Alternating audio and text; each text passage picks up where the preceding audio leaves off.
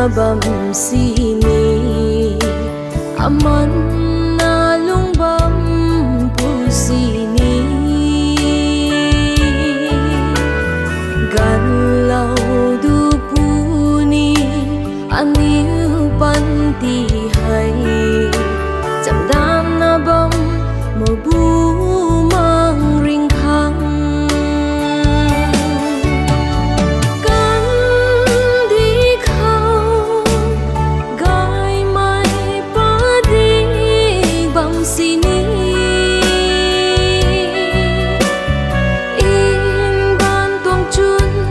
adik nanay ba may guwaita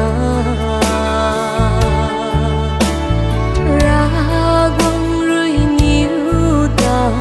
ladzan supuni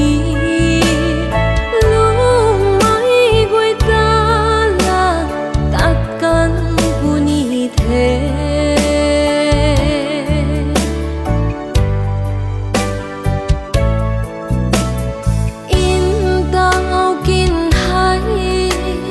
agan si guang pu the ra guang la din thui na guang the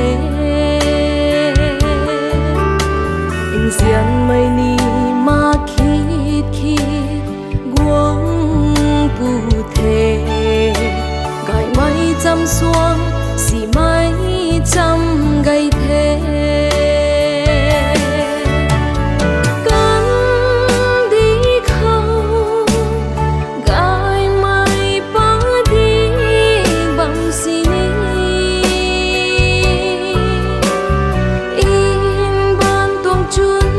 adik nanay ba may guwaita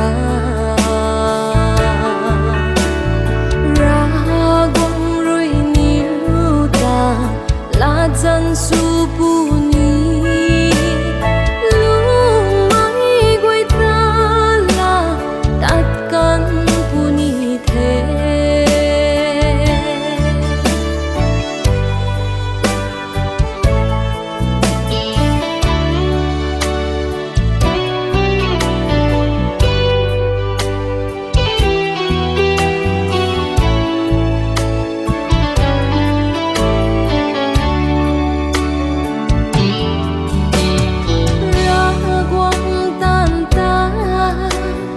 panti hay dui the kata lum na ka tan tan tho ragong rui sa lau mai in tao pat bam the cham dan la na kata lum bam kho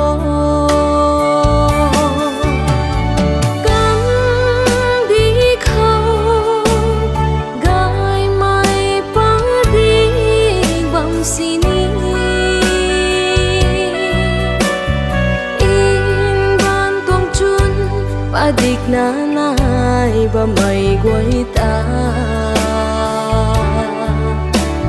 ragwang rui niu ta ladzan su